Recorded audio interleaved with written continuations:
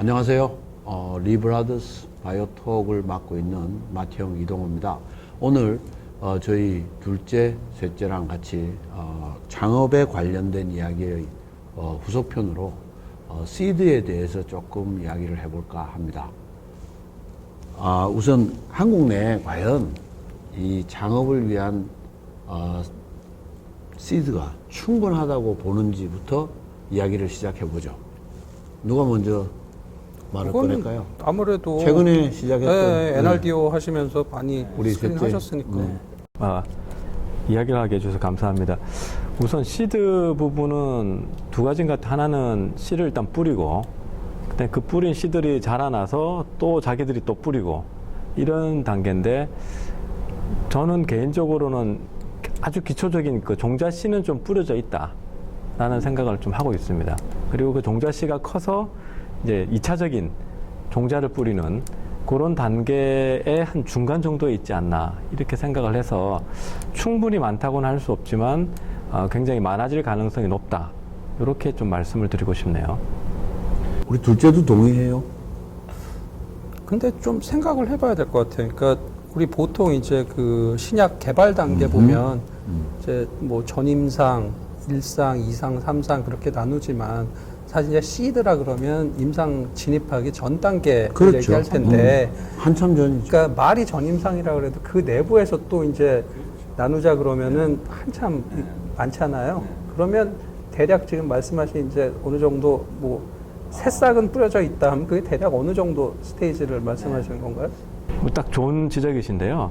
최근에 제가 아는 분이 이제 미국에서 한국으로 와서 그 흔히 이제 미국 사람들 기준으로 에셋이라고 하면 기본적으로 이제 약물이 정해져 있고 최소한 전임상은 들어갈 수 있는 그 정도 이제 에셋을 찾아봤더니 별로 없더라.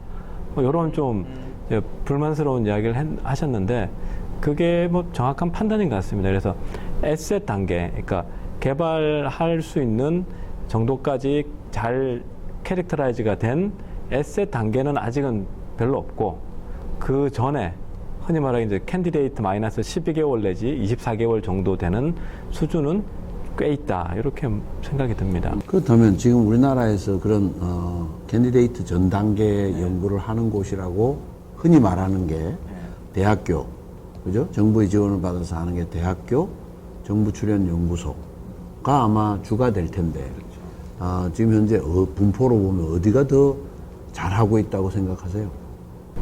바이올로지 쪽만 놓고 보면은 학교들이 확실히 더 잘하는 것 같아요. 대학이라고 생각해요. 예, 대학이고 컴파운드로 놓고 보면 이제 정부 출연 연구소 쪽이 좀 더 잘 할 수 있는데 그 잘하는지 안 하는지는 퀘스천 마크인 것 같아요. 그럼 그렇게 만들어진 어떤 결과물들이 찾기 쉽게 데이터베이스화 되어 있다고 보세요?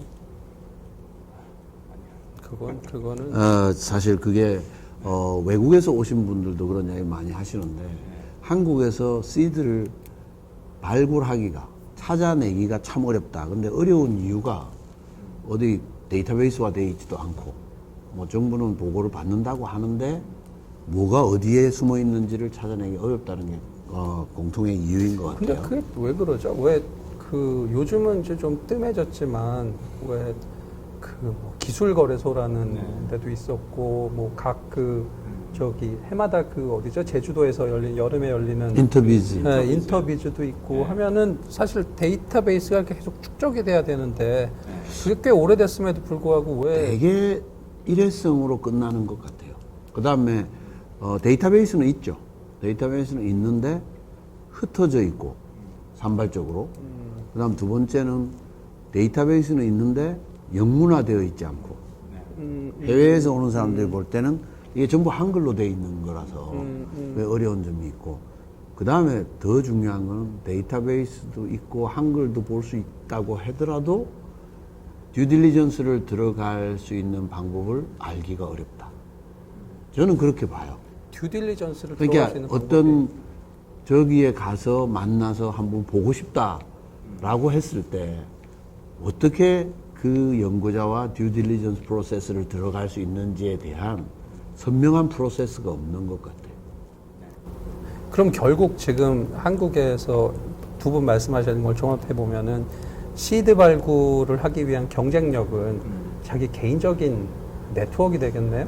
지금은 저는 완전 서부 활극 시대인 것 같아요. 사극 찾듯이. 그렇죠. 그러니까 서부 활극 내지는 뭐 춘추, 전국에서의 춘추.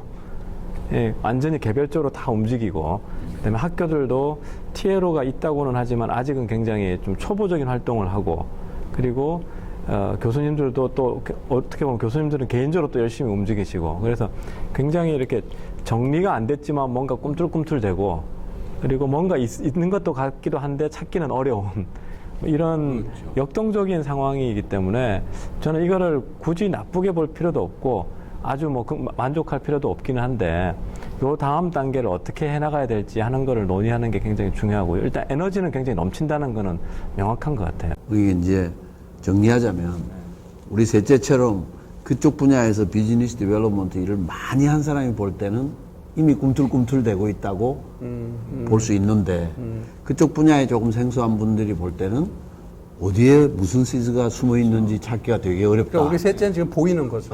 우리 셋째한테는 보이는데 그런 사람이 많지 않다는 데 문제가 있고 그러다 보니까 시즈에 대해서 확신이 없고 정부 투자하는 분들도 돈은 많이 냈는데 왜 없다는 소리만 들리냐 하는 상황에 와 있는 게 아닌가.